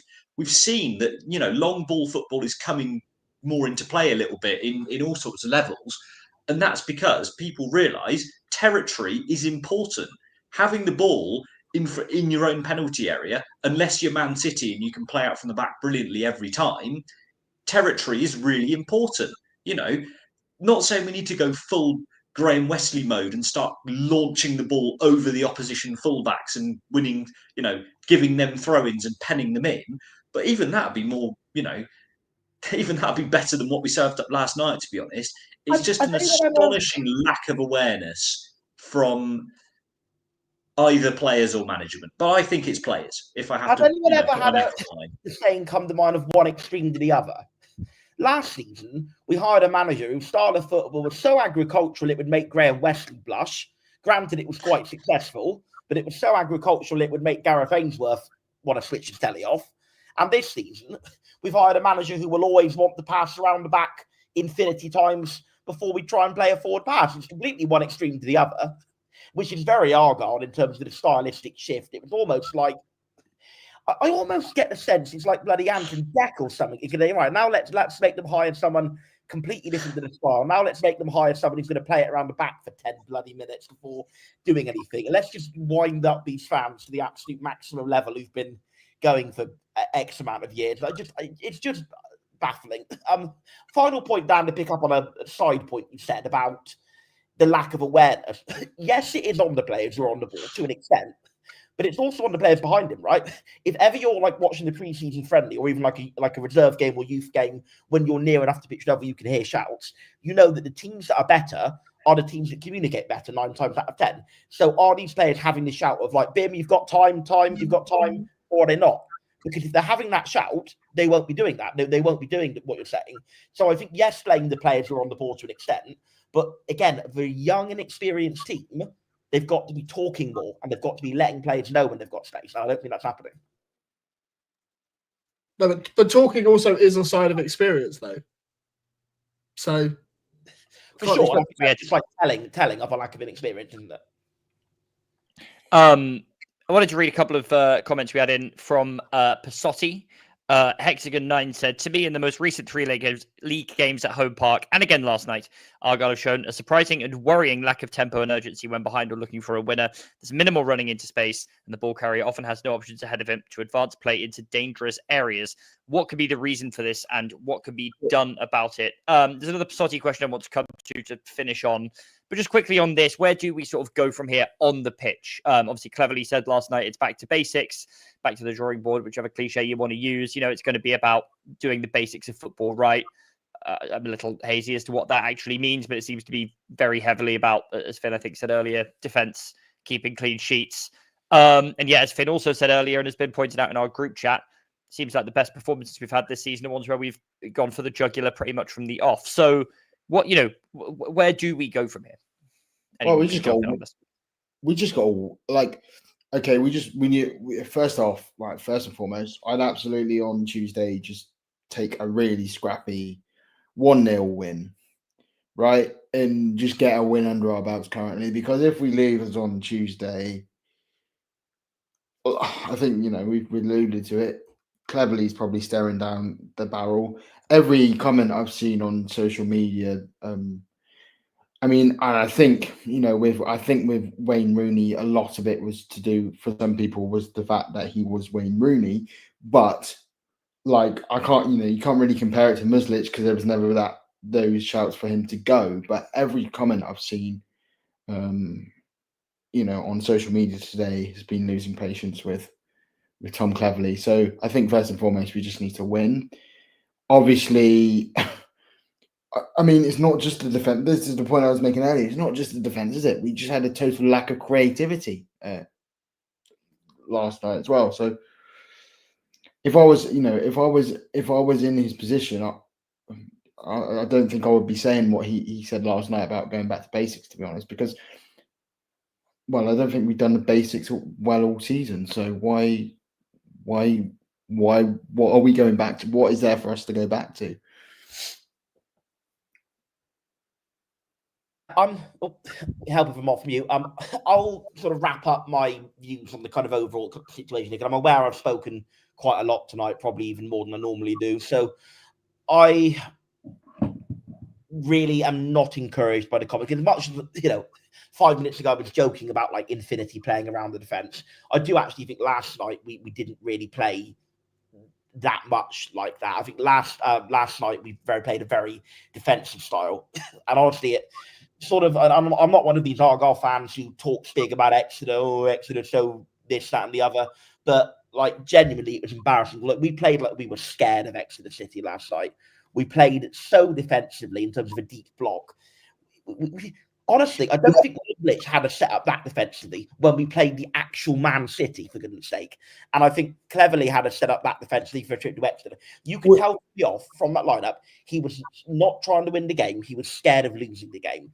And I'm sorry, that made us even worse. I'm not saying the performances against Wimbledon or Wigan were great performances, but they were certainly better than the shambles that we saw last night in terms of performances. They were much better than the shambles performances than the shambles we saw last night. And I really worry, and I know I've said this to John privately, I might have said it in the podcast group chat, and I'll say it to all the listeners now. I am very worried he's taking the completely wrong lessons. That the lesson he's taking is that we need to every game, we need to set up with a deep block. We need to and particularly when you particularly when you look at his comments about our players not being good enough for what we're, basically that, well, we don't have the quality of Azaz Whitaker. So yeah, it just sounds like he's taking that kind of ultra negative sort of thing. And I'm aware that this comment is going to be, probably clipped up all over Exeter City's Twitter. But to be honest, I don't really care. For me, it's not about them being Exeter City as such. They're a crap team as well. Like, they're not good. We have more subsequent quality in our team, and we should be performing better than that. Like, I mean, honestly, we're talking about a bare minimum of what we need to do better last night. It was abysmal. And then particularly when you attribute it to being, yes, okay, some people care about it more than others, but we all care about this game. Exeter fans do, we do. We want the bragging rights. It's what football's about. And if you don't have that in football, it's quite a boring game. So, to be fair, they were good on the day. We'll give them credit for that. Absolutely, but they're an attritional team. They're not a free flowing pass, and it's fair play to them. They won the game fair and square, but they are a team that is probably going to finish around 15th at the highest this season. I would probably agree with that as well. They're not going to be troubling the top half of the league. I wouldn't have thought. I really worry he's taking the complete wrong lessons from that game. And I worry that he basically thinks, right, we're just a rubbish team and we need to start every game with a deep block, men behind the ball and hit on the counter-attack. And if he does that, he's learned the complete wrong lessons because that's going to make us even worse. And he'll be signing his own warrant out the door if he does. But Sam, is that potentially what we've got to do to just try and sort things out? Let's try and keep a clean sheet for starters. We've only kept 2 of them all season against 2 pretty awful teams on the day. Is that not what we need to start doing? We kind of saw it under Derek in the 17-18 season when we started off really, really badly and then picked up.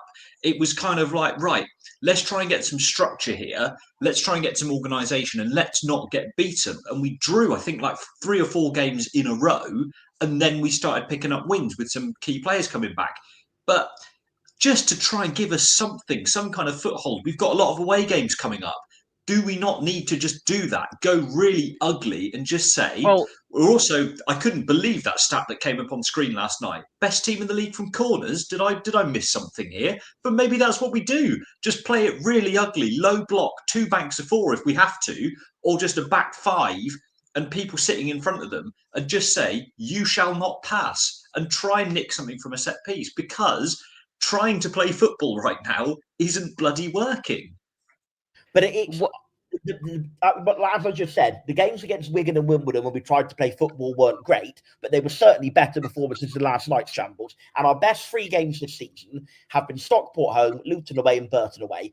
I do think the first 2 were maybe XG flukes to an extent, but they were still decent performances against 2 on paper good sides. So and Burton was an excellent performance. So if we play like we did against Stockport, Luton, and Burton, we'll start climbing up the league. But that's the issue, or not.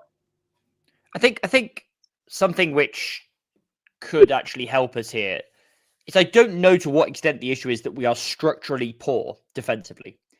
I think the issue is much more that we are making criminally stupid mistakes on an individual level over and over and over again. The blooper reel of goals that we have conceded this season is already long, and last night I think is, the second goal, you could argue it's kind of a botched execution of a move to step up, right? I'm not necessarily going to say that's purely an individual error.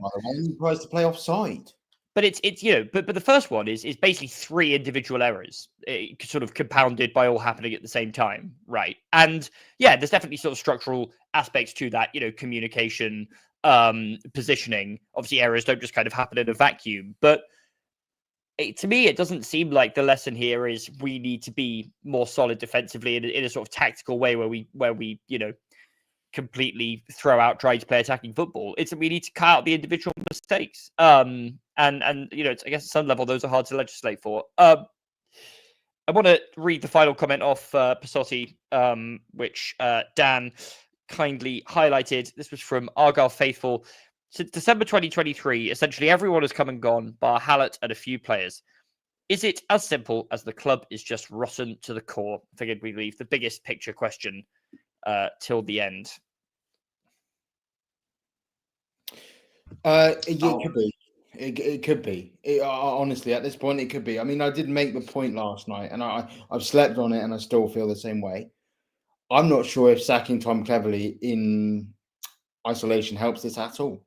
I think Fox has essentially been a puppet for the board and peddled all the stuff that they wanted to hear, and hasn't done a very good job.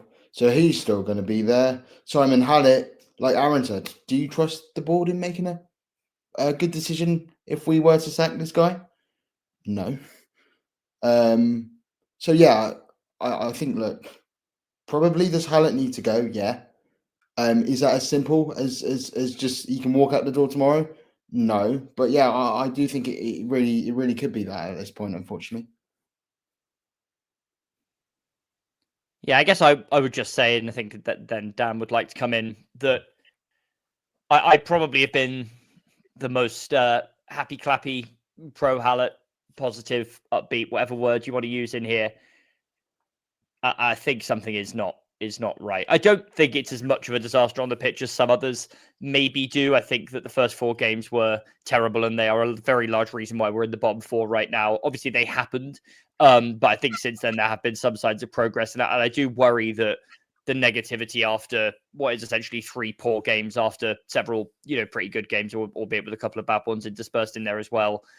I would not be totally surprised if we're all singing a bit of a different tune in 3 weeks' time. But, the league table is what it is. We can't just sort of completely wish that away. It's, regardless of whether we're 13th, 15th, 17th or 21st, we shouldn't be down at that end of it at this stage of the season. And the off-the-field situation looks like a complete mess. Obviously, we haven't really touched on the departure of Tom Randall, which was announced. Maybe you guys touched on it before, which was announced last week. So we don't have a head of recruitment. Obviously, the CEO situation is a bit in flux. And yeah, it doesn't look like a well-run club. And I've been the one who is, I think, the most out of all of our podcast contributors tried to say that, compared to other clubs in the Football League, we still look pretty well run, and, you're not going to get every decision right. And obviously events this week. I think it's for those reasons, John, that he gets to at least the November international break for me, purely to get that Randall replacement in, so that they have time to assess what's needed and whatever else. And then, if things haven't picked up by the November international break, you have time to get somebody in. They have a week on the training pitch, whether that's with Nance or with whoever comes in. and then we have enough time to get ready for the January transfer window, in which we're going to need to spend, or at least recruit well, anyway. Which, you know, in January means spend money, more money than we would like to. I'm sure. So that's why I feel like he gets to November for me. But like, obviously that depends on like how Mansfield. Yeah, like if we lose 3-0 on Tuesday and have a, you know, one shot on target again, and it just looks completely abject, then yeah. It's not even like losing for me. It's the like losing without knowing what the plan is, what the style is, what the system is, what's the best 11, what's like just even if you pick the same 11 and just drill in the same pattern of play that isn't just pass around the back and hoof it long, like just show us something, show us what it is that you want to do, and then I'll be lenient, I think, but I've already said why I'm more lenient than others. But yeah, I don't know if that answers at least we about the core. At least we could all enjoy the defeats under Muslich, couldn't we? Because we could see you know, the philosophy that's underpinning it, as I'm sure Sam and others would agree. Oh yeah, loved it, didn't I? Never moaned, did I, at all when that happened? Not at all. one bit. Sam, I'll throw to you on this big picture question, because I feel like you will have a strong view on it.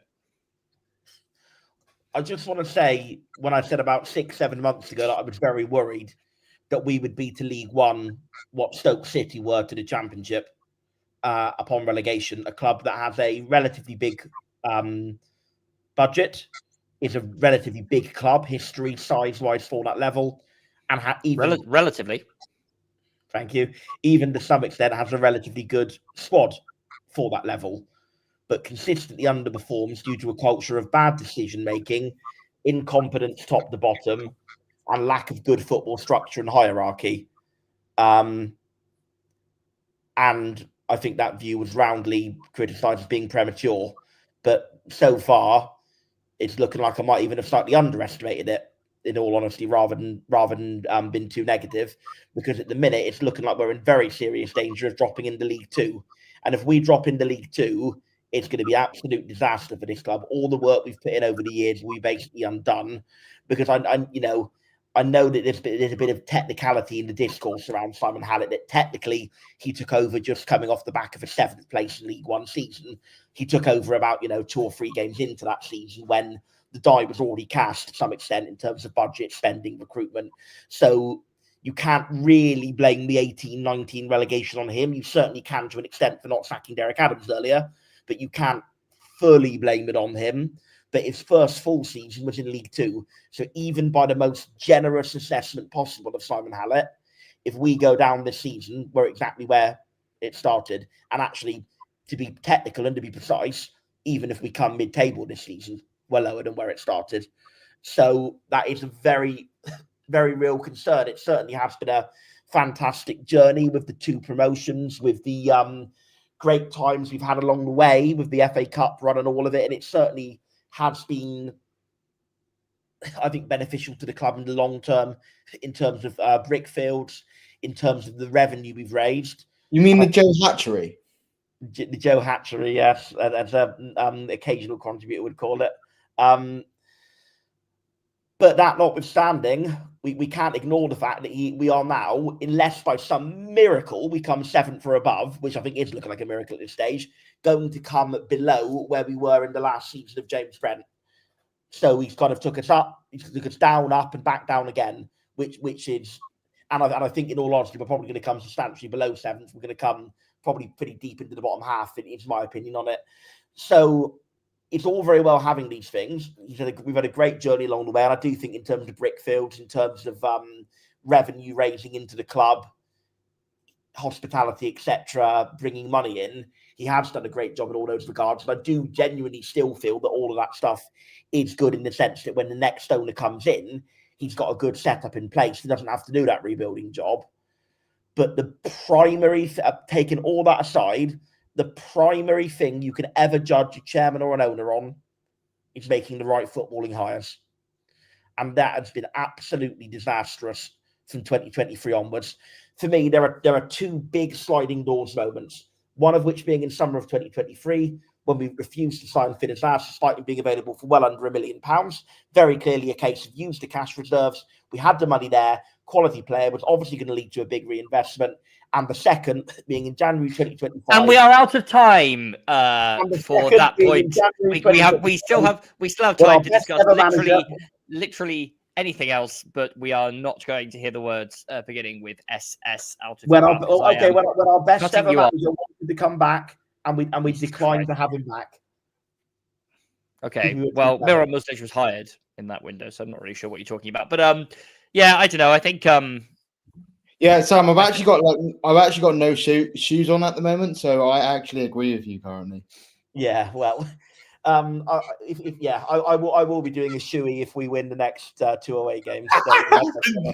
I feel like there's an awful lot that's been great about the last few years, and a lot to thank Hallett for. It feels to me just like this era is coming to an end, doesn't it? It doesn't quite feel like last season was an aberration and this era is going to continue going strong and we're going to get back there. It feels like it's petering out, and I think this club needs some new direction. Unfortunately, you know what? Without going into too much detail on what I feel those two sliding doors moments are, it is inarguable that we have descended into a culture of terrible football decision making.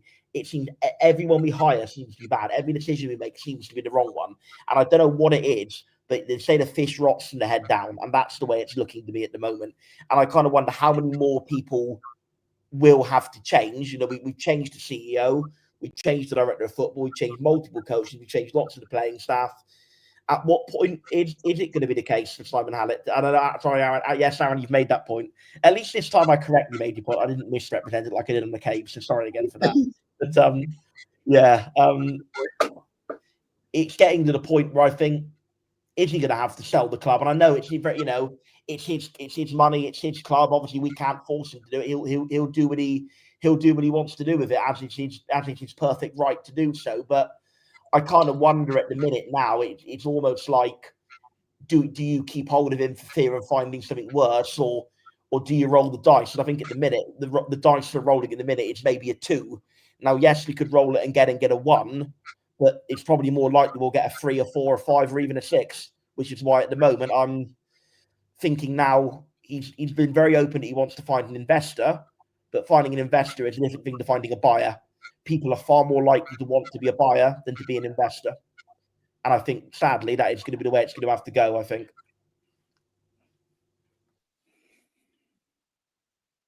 And John is frozen with his eyes closed.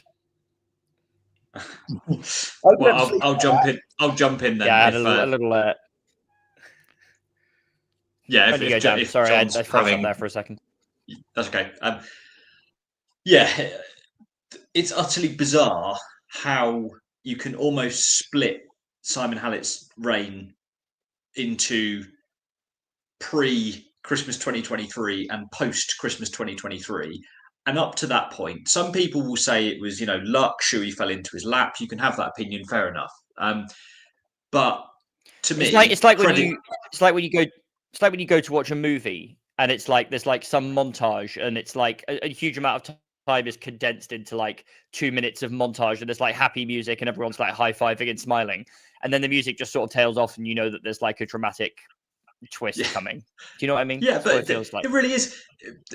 Everything up to that point, credit where credit's due. I will absolutely give credit where credit's due, in the same way that I will criticise where it's due, as I'm going to do.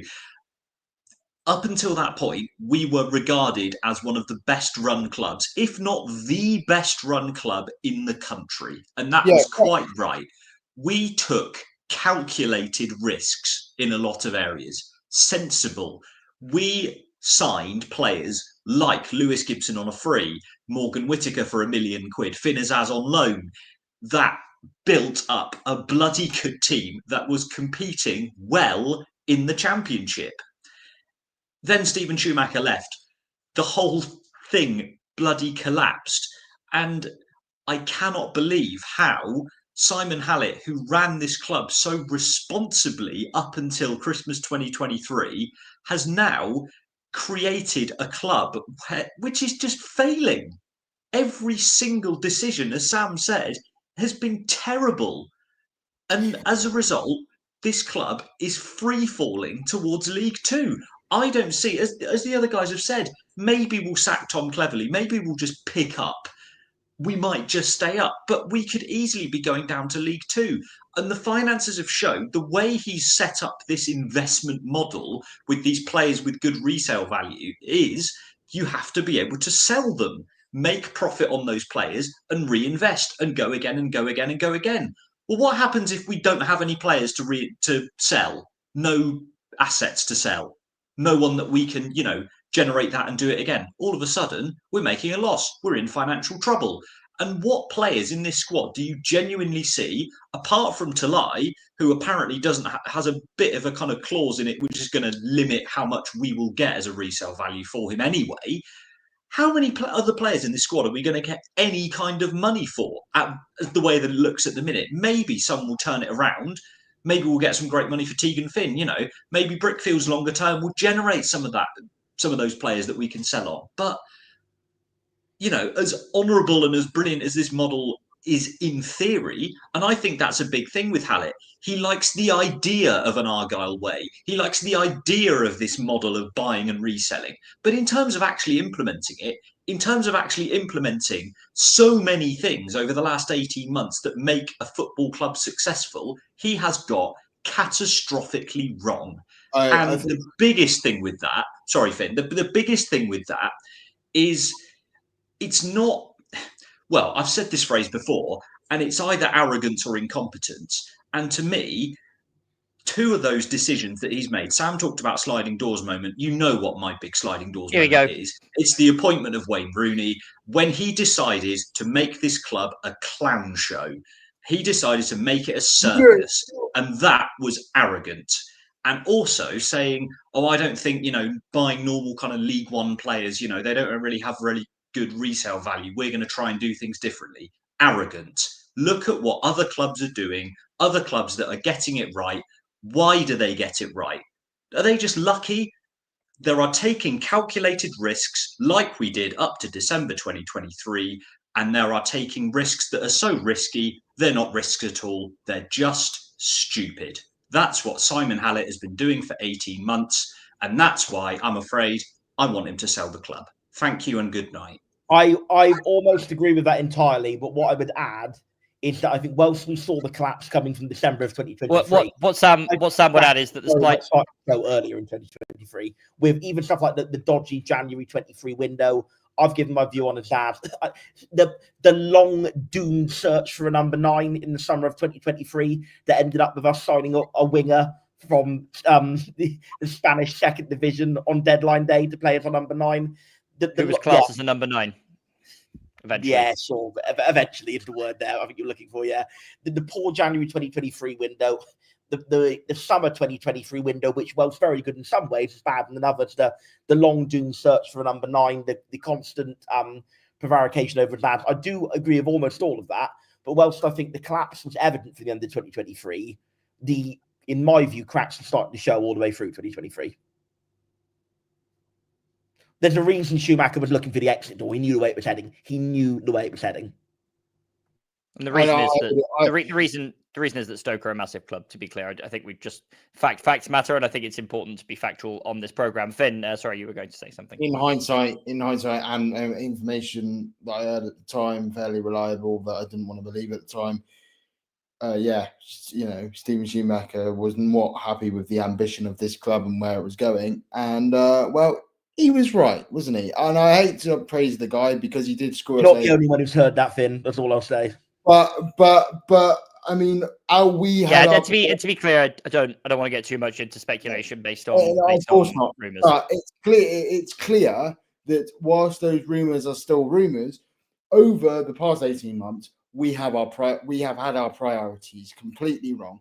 Even this season, our priorities were completely wrong because we said we had a top 6 budget, and within 2 weeks of the season starting, we had already altered our expectations because we realized that we weren't good enough, and that we were again Simon Hallett and the rest of the board had come into it with too much ego and gone, we're Plymouth Argyle, we've done it right before, of course we'll get it right. Well, I'm sorry, but I'm not somebody to say, I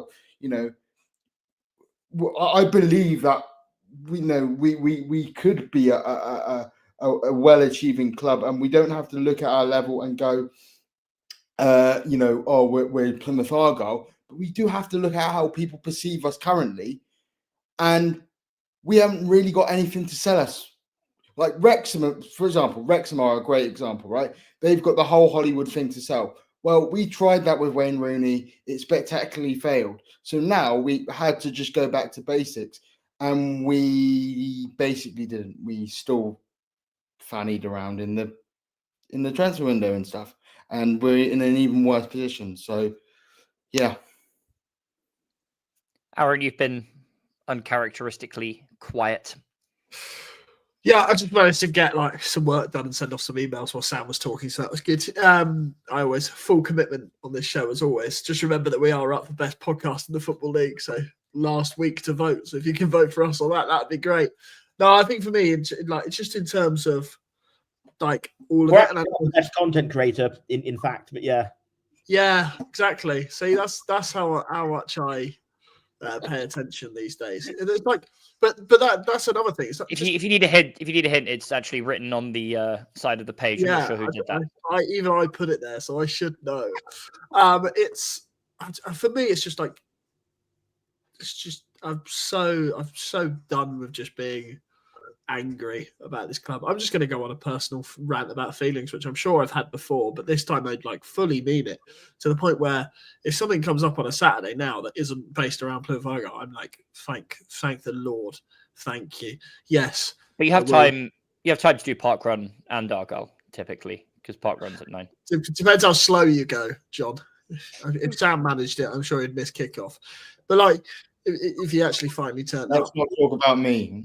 But okay, but like it's just getting to the point where it's just like I just don't understand why I'm putting myself through it, to the point where like anything else that isn't Argyle is just far more enjoyable.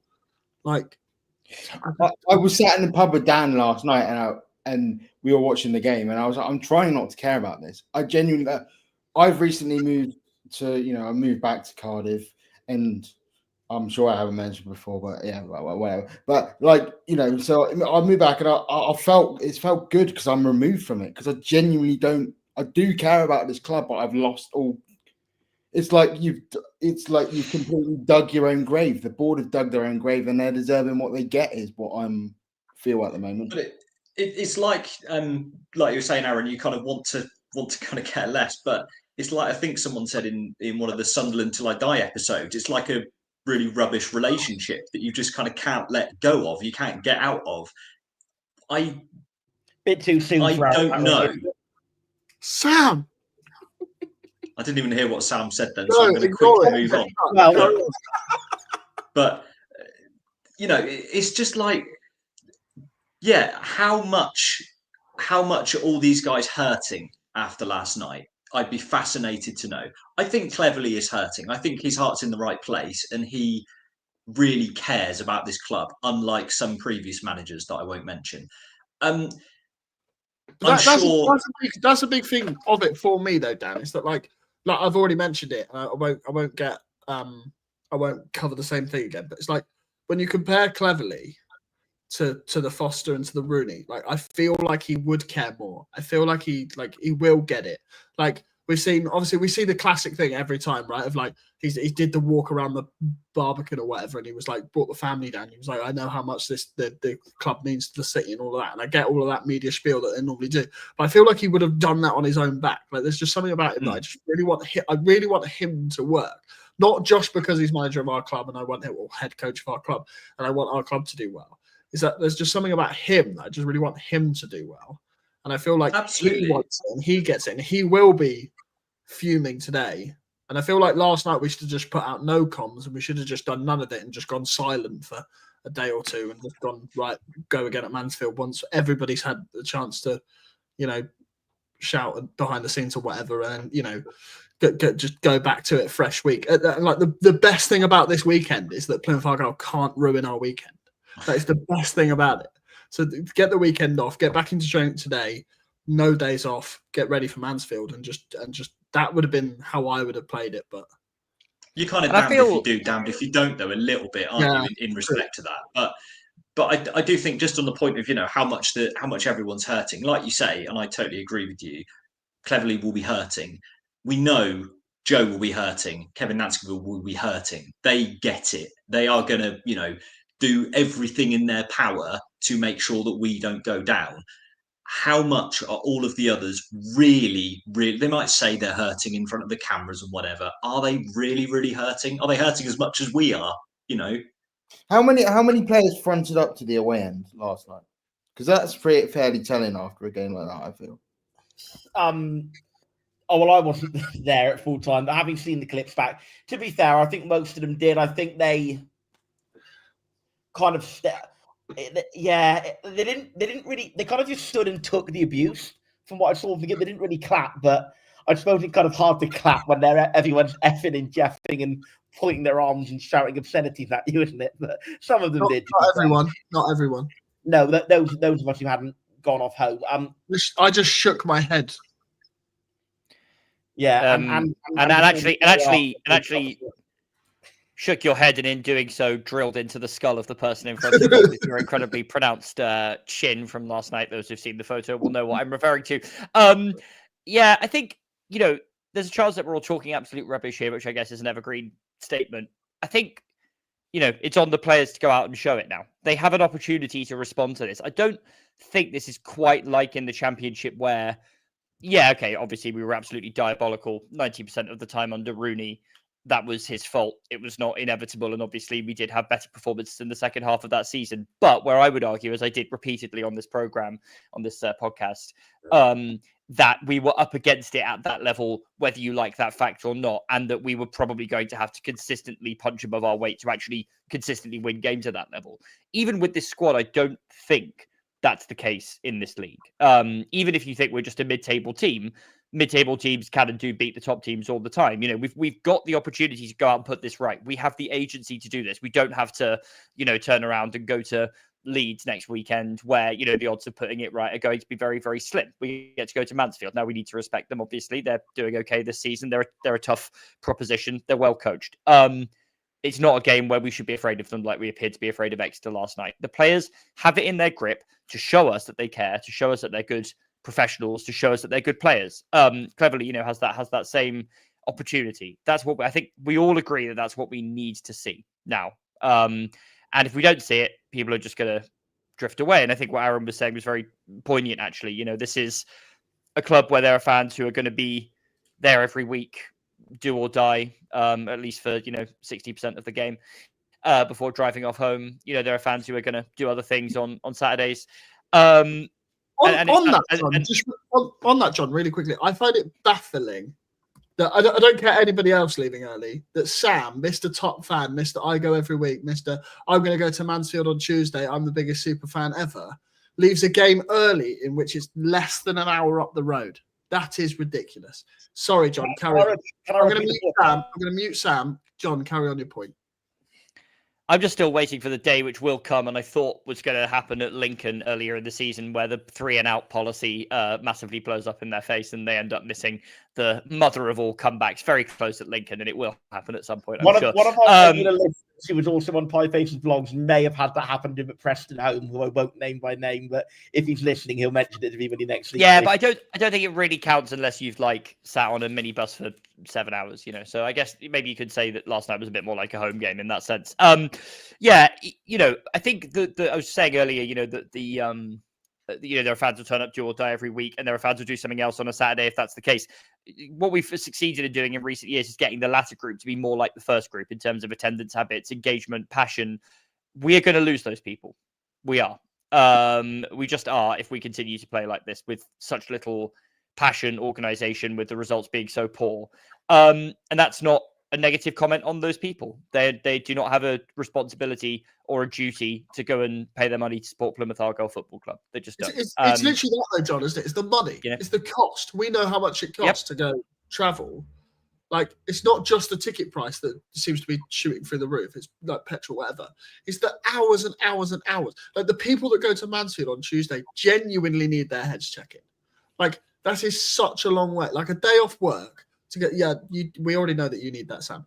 But like to go all that way on a Tuesday night after we've just played that poorly in a Devon derby, like anybody that is going, I genuinely worry for you because that is mental. But it's the games like that it'd be very Argyle if we won, isn't it? I don't think we will. Oh, no, what? We'll be 16 points instead of 13. We've already won on the road. Like, just have a day off. Just like even if it's just like a semi-protest vote. Like, I'm not going to Mansfield on Tuesday.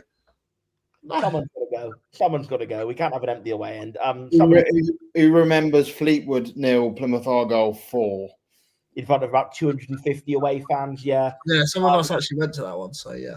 I did not go to that one. So actually, I do remember Fleetwood 3, Plymouth Argyle 3 in front of a similar number of fans, which I was at, and that was less good. There were some big meltdowns in the way in that day. Not for me, were they, John? There were some big meltdowns away from you that day. I think for sure. I think I'll wrap up unless I do. Any other points? I want to do a little bit on this business of caring and not caring, and then I want to do a little bit of a fun fact on Mansfield. A little bit. How long do you think? Like 2 minutes-ish. I kind of get it, and I feel that I've been I've had this conversation with somebody who's I'm sure you won't mind me naming it, but listened in the comments, the Shit Argyle Chance account on Blue Sky, who I've been talking to a little bit. Family-friendly show. He basically said to me, and I respect this point of view, that he doesn't get how people can feel more disconnected now than when we were at the bottom of League Two.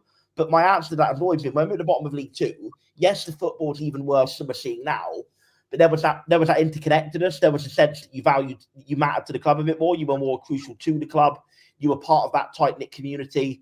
Whereas now, I still think you have that to an extent, but I think it's been lost a little bit at the altar of commercialism. And I feel that you're so totally disconnected from the club. It's so far behind that corporate blue wall, if you like, that there isn't that connection there anymore. And I do feel now genuinely that it was more, the football wasn't as good, but the overall day was more fun than this when we were struggling near the bottom of League One than what it is now. I genuinely do feel that. And look, 8 times out of 10, we still find ways to make our own fun. But I feel that we're becoming more and more disenfranchised and disconnected from the club and from the game. I really sadly do think that. But what I'll say is a little glimmer of light. The last time we went to Mansfield at the end of October, thinking we were headed for a terrible season, after a season where we hoped we'd do quite well, we thought it was going terribly. We'd had a bad loss to Exeter earlier in the month. We went away to Mansfield at a very similar time of year, and we got a late 1-0 winner that turned our season round. Big trotters at the back post. Yeah. Was that the last time we went to Mansfield? I said in similar circumstances. Okay. I think I can't be bothered to. And that's cheered me right up. I can't wait. We've been on for an hour and 52 minutes. The point being, whilst I don't agree with Aaron, I'd still go to games. For one, Aaron actually has a life, and I'm a sad Aaron doesn't, and I just will go. Even if I am feeling disconnected, I'll still go to games regardless. But the point being, I can understand why Aaron is feeling like he is, and I think if my circumstances in life were different, and what have you, I probably would be doing the same with Aaron. As it is, I still keep going because I feel just pure as much as anything else. Somebody has to, somebody has to keep be on duty, if you like, for that game. And I feel that it falls upon those of us who want to go to do so. But I do also feel that people who are maybe criticising us for feeling disconnected, I've got to realise that it's a very long way. It's a very long way up the motorway, and there's a lot of money and a lot of time that we put into it. And for those of us like Aaron and others who are feeling like they're not as connected to the club anymore and aren't feeling like they want to keep going. And it's genuinely as well, and I know this has been not such a fact this season, we have had games like Burton and Luton, but certainly last season, the fact we didn't look even remotely competitive away from home. We were never that uncompetitive away under Fletcher, Sheridan, etc. So I can absolutely understand why people are feeling disconnected. For me, I'm still hanging on in there, and I'll be there on Tuesday night. Hopefully we'll have another Trotman time winner and the season will turn around. If it doesn't, I think Tom Cleverley on borrowed time. Yeah, I think obviously as well you have to take into account that Sam's cost per minute of football watched is obviously higher than those who stay in the ground until the final whistle blows. Yeah, Again, I think I can't I'm not the driver. I am subject to the whims of the driver. Nibble. nibble indeed. We're nearly out of time, and I can't be asked to drag us through a Mansfield preview. I think we're all losing the will to live a little bit. I think I'll just finish by saying that I think all of the things we've discussed in the sort of latter part of this podcast, while they might seem like rambling, are all connected together. I think we have a club that, for one reason or another, has either lost sight of or appears to have lost control of the fact that it doesn't matter so much what you do in terms of all of the infrastructure, building for the future, match day experience. That all does matter. But again, as Sam has said, repeatedly, it's secondary to what we're seeing on the pitch. And I think that's true both in a sort of ordinal sense, right? This is true in the sense that we all want to see the team win, and that's what football is about. But it's also true in the sense that you can't have the other things if the team is not performing well, because the people that you need in the door, the bums you need on seats to support that project, to validate that project, is just not going to be there.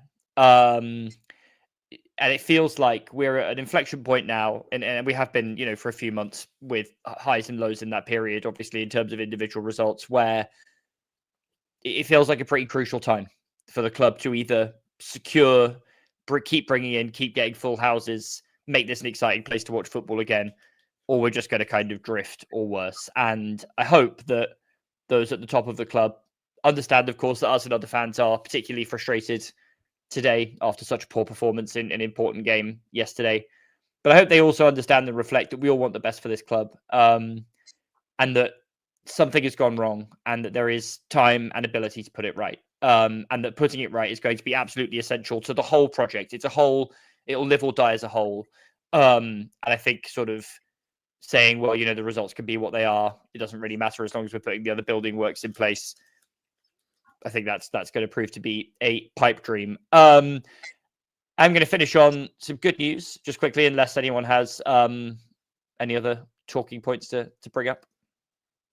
Yeah, just to say that's a very good point that you made, and it's absolutely spot on. And the reason why we spent 2 hours on a Friday night ranting, and the reason why it's been so negative, is because we care, and it's difficult not to care. And we don't deserve better. We get what we deserve, but we just want better. And I don't think that's unreasonable to want. And right now, it feels like a chore watching this club, and that's never a nice feeling. What's the thing? I mean, even when you think you've managed to talk yourself out of caring, they still drag you back in. Like, Aaron, I think if you didn't care at all, you wouldn't even be on there having a moan. So there is still a large part of you that does care. It's like what the analogy Dan made earlier. It's like a toxic relationship, isn't it? It's difficult to drag yourself away from it. So no, that wasn't a dig. That was a genuine comment. But it is like that, and I feel that we all do. Even if we manage to make us almost gaslight ourselves into thinking we don't care, we still do care, and that's the problem, I guess. Absolutely. For the record, it wasn't toxic. John, the only thing I'll add is if you enjoyed last night, you can do it all again on Wednesday. Plymouth Argyle women face Exeter City women away from home, and I believe it's at St James Park again. Yeah, so but the difference with Plymouth Argyle women is they actually know how to play football. So yeah. The fact that they were so terrible for the years that we were excellent, and then we've just switched is fantastic. So yes, there we go. Nearly 2 hours in. It's gone 10 p.m. 1,515 of you watching at present, which is extraordinary support as ever. We're incredibly grateful. I feel like Aaron will look with his massive eyes at me in a nasty way if I don't mention that you can like, comment, and subscribe, and all that good stuff on all of your favorite. Getting there on all of your favorite social platforms, and vote for us. Hold up your phone to the screen, and when you finish taking a close-up picture of Sam Down's face to make your screensaver, you can use the QR code to go to the website to vote for us for Best Club Content Creator in the Football League at the 2025 Football Content Award. Can you also vote for Sam? Can you also vote? Can you also vote for Sam for having the best corner in the Football League as well? There we go. Yeah, no, sadly, best corner is not yet a feature, but we'll be lobbying hard for that. Just remains for me to. It's certainly better than anything from Matthew Sorinola last night. So yeah. Okay, I think this is quite enough. Remains for me to say thank you to Aaron, Sam, Dan, and Finn, and to leave you all with a piece of very welcome news from N Mathers 7030. That's not it. Oh. Aaron, come on. Let me put the comment up. The good news. Schalke 04 atop of the Zweite Bundesliga. Good night. Cheers, boys. You gonna end the stream? Or... Yeah, I'm trying. I clicked end stream.